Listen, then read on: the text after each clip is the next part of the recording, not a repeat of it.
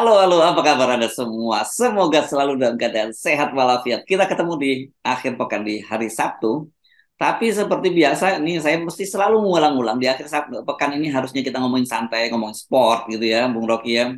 Nah, naik gunung, hiking, atau apa gitu ya, Bung, mestinya ya, Bung Rocky ya, di Sabtu itu ya. Ya, tapi banyak aktivitas hiking politik. Itu Ke dia. sana. Ya, ya, ya. Nah, saya agak jujur nih, saya agak kesulitan membaca apa ya seperti manuver politik apa yang sedang dilakukan oleh Pak Jokowi, Bung Rocky, karena saya lihat ini ada sinyal yang mendua gitu dari Pak Jokowi ya.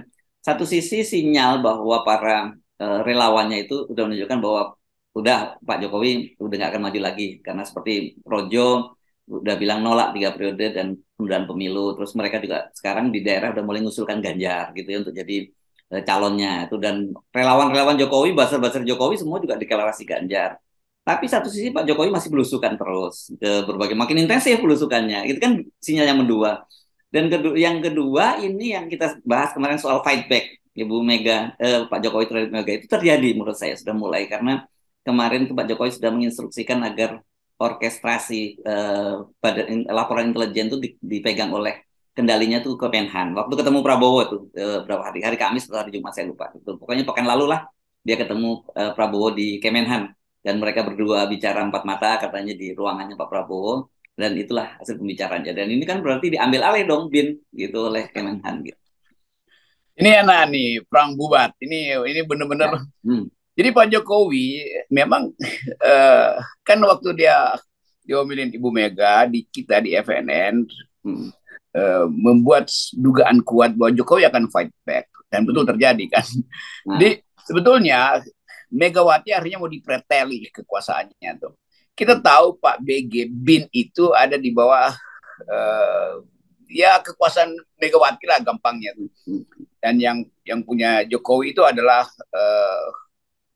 KPK. Hmm.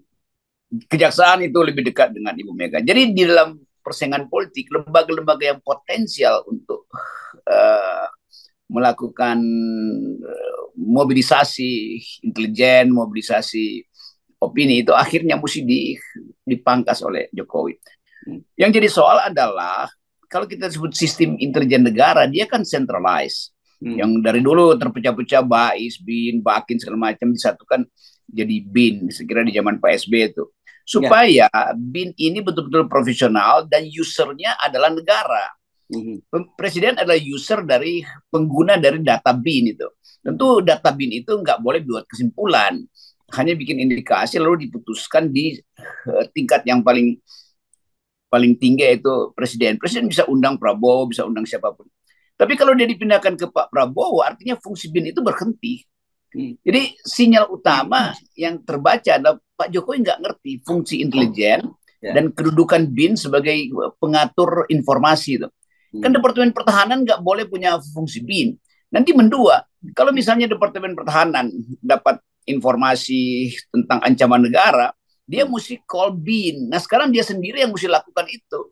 Itu Hmm. artinya nggak ada semacam second opinion. Kalau di perang tentara itu ada intelijen militer, tapi ini kan perang politik. BIN kan ngurusin perang politik. Nah, Departemen Pertahanan itu nggak punya fungsi politis, itu masalah saya tuh. Hmm. Jadi sekali lagi Pak Jokowi hanya karena ingin balas dendam pada Ibu Mega, maka kekuasaan Ibu Mega itu dipreteli di BIN. Hmm. Itu poin utamanya. Nah bahayanya orang Pak Jokowi anggap bahwa nanti kalau dipindahin ke Departemen Pertahanan, maka Pak Prabowo ya akan menguasai informasi strategis. Ya, ya. Bagaimana kalau misalnya Pak Prabowo akhirnya sebagai seorang politisi lakukan pembicaraan setengah kamar dengan Ibu Mega tuh. Hmm. Lalu kan jadi Asik, asik nih. ya karena itu kita cuma mau bongkar aja jalan pikiran Pak Jokowi. Dia panik karena nggak ada lagi peralatan untuk bertempur dengan Mega. Lalu dia bujuk Pak Prabowo kira-kira begitu. Ini Hmm. saya kasih bin ya pantau Ibu Mega. Diam-diam Pak Prabowo justru makan nasi goreng dengan Bu Mega karena kacau lah negara ini kan. Jadi Ya. itu yang bahaya. Nah, yang lebih penting adalah Jokowi akhirnya mempolitisasi BIN. Itu dasarnya. Jadi hal yang sudah dipastikan dalam undang-undang ini sekarang fungsinya itu uh, langsung atau tidak langsung dipindahkan ke Departemen Pertahanan. Ya, Padahal Departemen Pertahanan adalah user dari BIN. Departemen Pertahanan itu pengguna informasi BIN, bukan dia yang mengumpulkan informasi, dia pengguna tuh. Jadi sekali lagi ini kacau, ini peta-peta diplomasinya berantakan. Dan yang paling senang adalah intelijen asing. ya. Intelijen asing akhirnya tahu bahwa BIN udah berantakan. Jadi Pak Jokowi membocorkan kelemahan intelijen kita pada intelijen asing dengan mempreteli BIN-nya. Itu dungunya di situ. Dan ini semua karena ini ambisi Pak Jokowi untuk jadi tiga periode dihalangi oleh Bu Mega waktu itu ya. Iya, memang cuma itu kan dasarnya tuh. Dan kita tahu bahwa ya kalau gengnya atau kubunya Pak Jokowi sebagai politisi, di situ ada Ganjar mau diganggu-ganggu, ya udah itu Bu Mega bisa call Kejaksaan Agung tuh buat ganggu dikit dong gitu.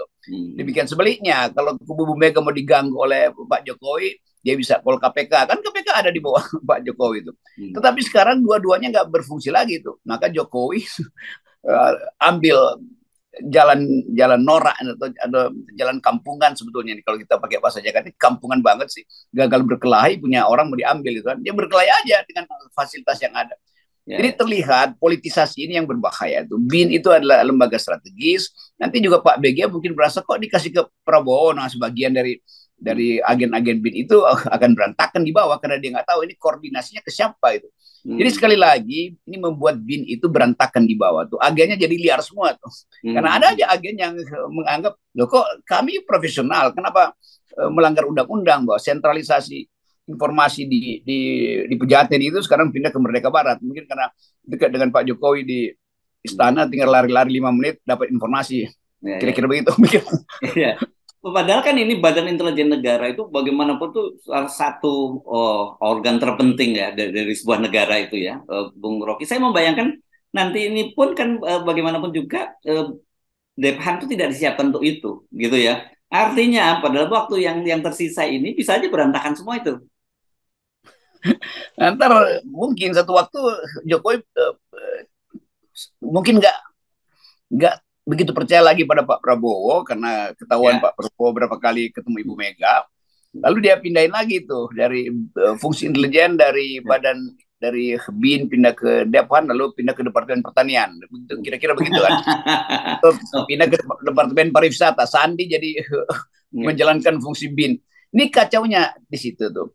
Juga itu membuat hubungan yang tidak enak. Kira-kira Pak Jokowi mau pecah belah juga potensi relasi baru Gerindra dengan PDIP kan. Betul. Kan itu intinya. Jadi sebetulnya yang diucapkan Pak Prabowo, Pak Jokowi, BIN-nya saya pindahin ke Pak Prabowo, itu artinya Pak Prabowo nggak boleh lagi dekat-dekat dengan Bu Mega. Karena nanti ada insider information, kira-kira begitu. Jadi kalau kita berpikir intelijen, ya begitu intinya. Ya. Tapi ini kan berbahaya bagi kita sebagai warga negara. Tentu kita butuh lembaga intelijen yang kuat gitu ya untuk melindungi kepentingan negara ini. Tapi sekarang dengan praktek semacam ini kan kita lihat, lupanya lembaga Badan Intelijen Negara ini hanya digunakan untuk permainan atau kepentingan politik dari para aktor-aktor politik kita kan jadinya begitu. Ini bahayanya, udah berkali-kali Jokowi itu melakukan malfunction itu dalam urusan bernegara. Udah mesti di-impeach sebetulnya. Ini bahaya nih orang ini. Karena dia sesuka-suka dia aja kan pindah itu karena ambisi beliau ini yang membuat negeri ini berantakan. Jadi kita makin lama kita anggap bahwa memang nggak ada kapasitasnya selain keinginan untuk terus berkuasa. Itu buruknya di situ. Sementara negara-negara lain, Vietnam, kita lihat di New Zealand itu ada etika tuh. Oke, saya nggak mau berkuasa lagi tuh karena buat apa sih kekuasaan itu?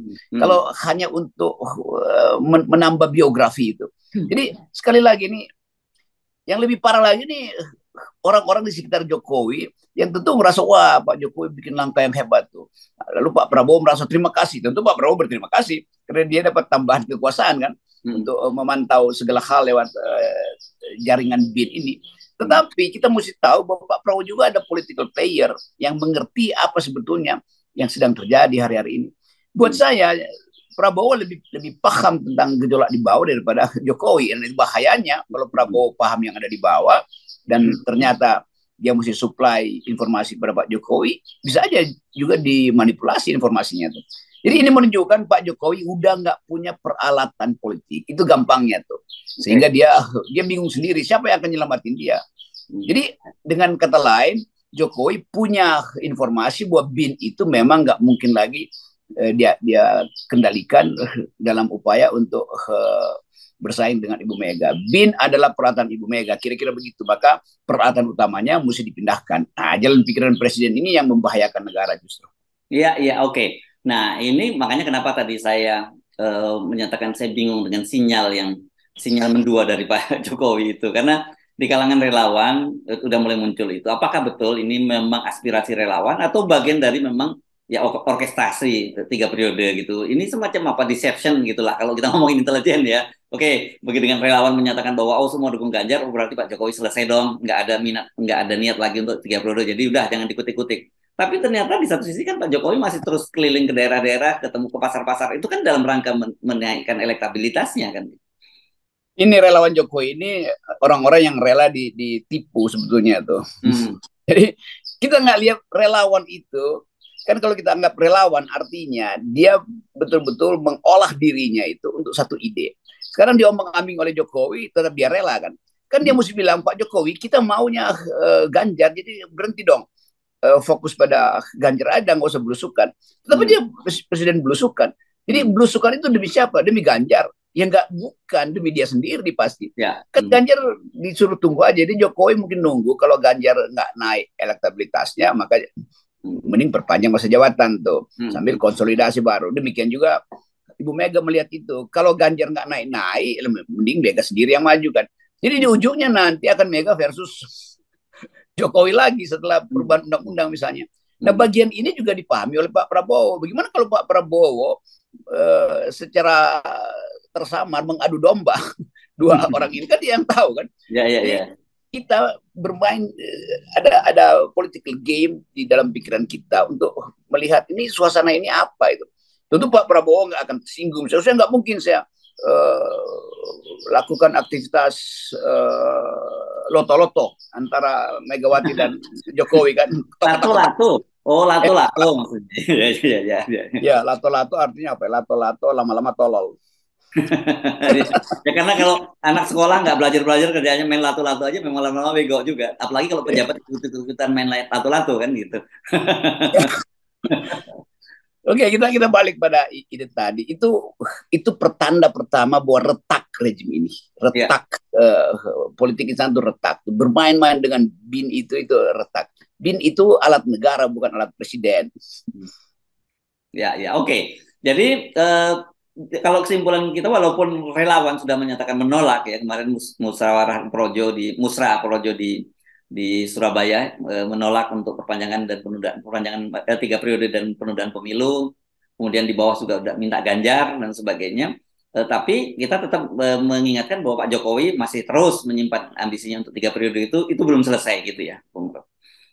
Ya, jadi usul saya kan Pak Jokowi kasih sinyal bahwa Prabowo dia percaya dengan mengalihkan fungsi BIN itu pada pertahanan. Mending projo itu deklarasi aja Prabowo presiden, lebih konkret itu, nggak usah Ganjar lagi kan.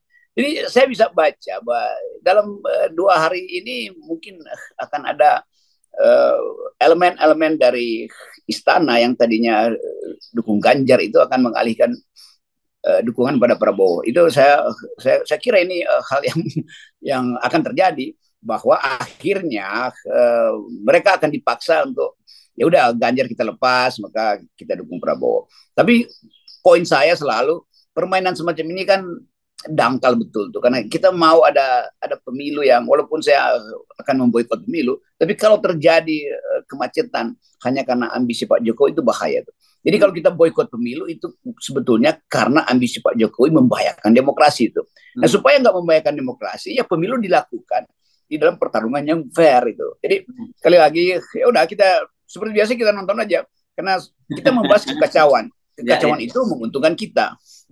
Oke, saya kira kita bahas sampai sini. Tapi nanti kita satu mesti bahas juga, karena dengan sekarang para relawan semua kencang menyatakan pada Ganjar, ini kan membuka front baru sebenarnya antara Pak Jokowi dengan Ibu Mega juga, dan juga menempatkan Ganjar dalam posisi yang sulit karena dengan cara begitu pasti Bu Mega tidak akan mau memberikan tiketnya pada Ganjar. Tapi nanti kita bahas ya. Nanti kita lanjutkan di lain kali ya. Enggak sekarang ya, Bung Rocky ya. Ya, kita cicil kekacauan ini. Yes, kita. Oke, kita jangan lupa ya, kita ketemu nanti sore untuk ngobrol lagi tentang topik yang berbeda. Saya usul Ya, sore kita ngobrolin soal ekonomi, Bung Rocky, karena ini juga ada soal yang menarik, yang kekacauan juga yang terjadi di sektor ekonomi. Oke, ya. Supaya kalau nggak memang, kacau, karena itu 0% dari awal supaya nggak kacau. oke, thank you. Iya. Yeah.